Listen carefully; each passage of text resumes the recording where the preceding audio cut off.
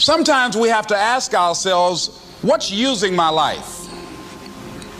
Heard a guy give a lecture one time that says, we are today what we were when. And he was talking about the fact that we, to a great extent, behave, think, react because of some previous experience that we've had. One of the things that we know about life is that it is always changing. Sometimes you're up, sometimes you're down. Sometimes things go real well, and sometimes they don't. Sometimes you're happy, and sometimes you're sad. Now that's that thing called life.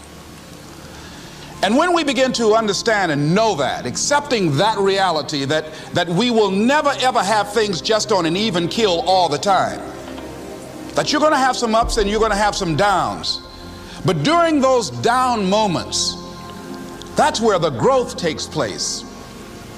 That's where the work is. See, anybody can feel good when they have their health, their bills are paid, they have happy relationships, business is successful. Anybody could be positive then. Anybody can have a larger vision then. Anybody can have faith under those kinds of circumstances. Am I correct? See, but the real challenge of growth, mentally, emotionally, and spiritually, comes when you get knocked down. Somebody said that adversity introduces a man to himself or a woman. How you handle it, that's where the growth takes place. When I was facing some challenges, I had a guy say something to me, and I suggest this is one of the first things that you want to do when you're facing a challenge. You want to get unstuck. Evaluate where you are. Look at it, assess yourself. Assess yourself and assess the situation. What brought you there? What role did you play? Earl Nightingale had a saying I like. He said, all of us are self-made, but only the successful will admit it. What has brought you to this point? What did you learn from it? Are you learning anything, or are you doing it over and over and over again?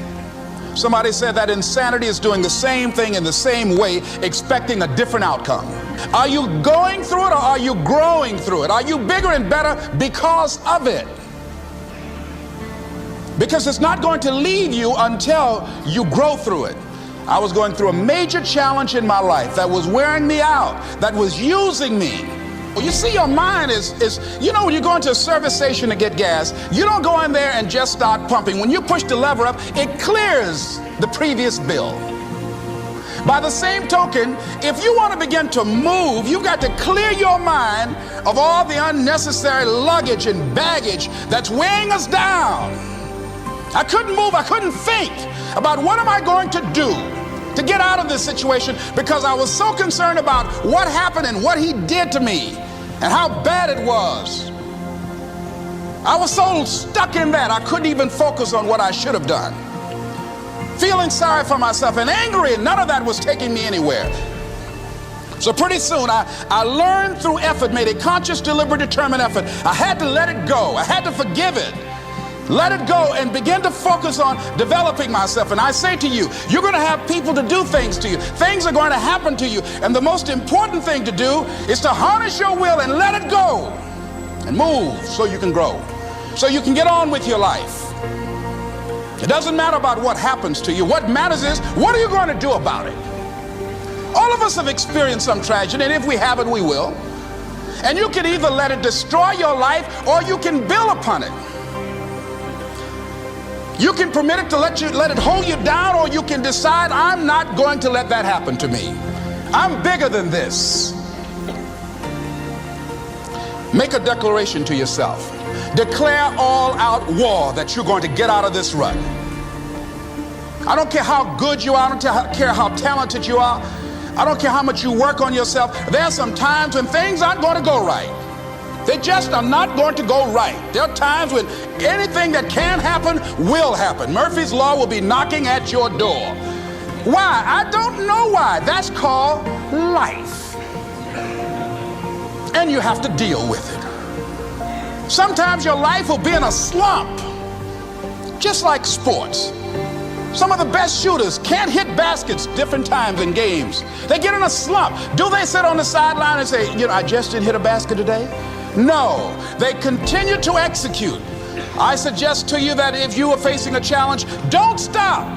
Stay busy. Work your plan. Continue to do those things that you know that work for you after you have evaluated yourself in the situation. Continue to move. Stay busy, stay busy, stay busy.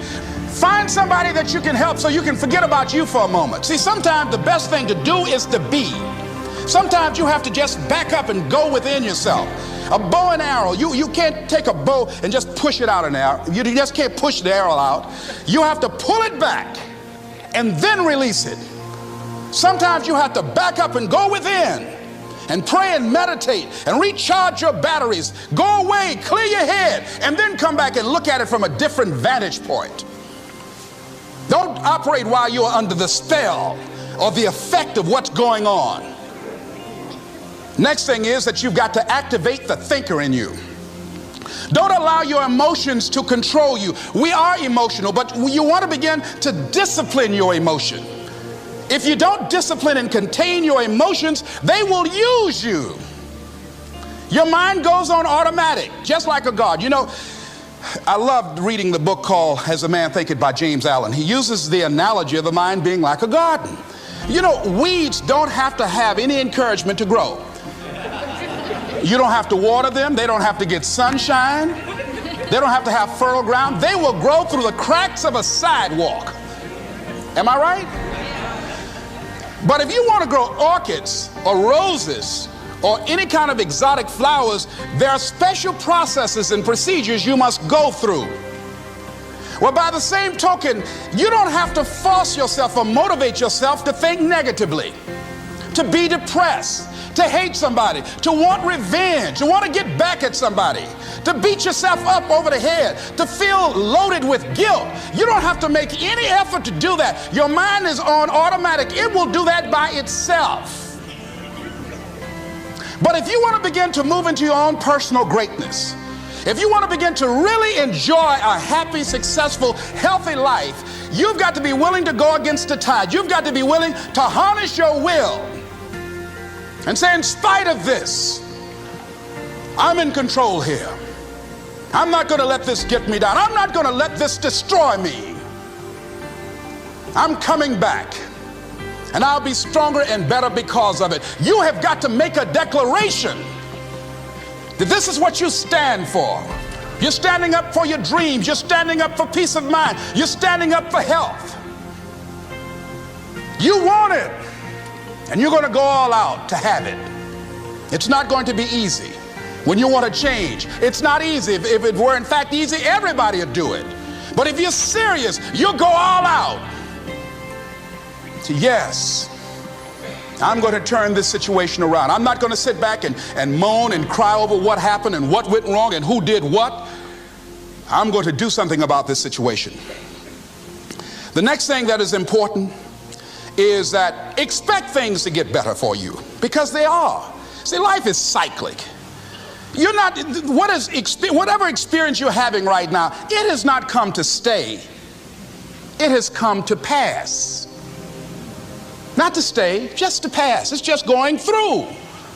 The biggest challenge is to know what's happening. This is a part of this thing we call life. This too shall pass. And maintaining perspective, putting it in perspective. The other thing is take full responsibility for your life. Accept where you are and the responsibility that you're going to take yourself where you want to go. Someone said we have two primary choices in life. We can either accept conditions as they exist, or we can take the responsibility to change them. See, a lot of people want to exempt themselves from taking responsibility. All they want to do is talk about the problem. Every time you see them, they'll tell you their story over and over and over and over again. No. You want to take responsibility for your life. I got me here, I can get me out of this. And I'm getting out. I'm not going to be a volunteer victim. George Bernard Shaw said there are two kinds of people in life. You know, he said those that make things happen, those that watch things happen, and those that don't know what happened. And he said the people that get along in this life look around for the circumstances that they want, and if they can't find them, they make them. They create them. So part of beginning to get unstuck, you've got to decide that the behavior pattern that you have adopted doesn't work for you. You've got to change your strategies, and changing your strategy means reinventing your life, recreating you, and you have the power to do that. You can decide that you're going to change, that you're not going to be a wimp. You can decide that you're going to stand up to life. You can decide that I'm going to live each day as if it were my last. You have the power to make that decision. You can decide I'm going to work on myself and develop myself. I'm going to empower me. And all of these things that are happening to me right now, they're just temporary inconveniences. They're not stronger than I am. I'm in charge here.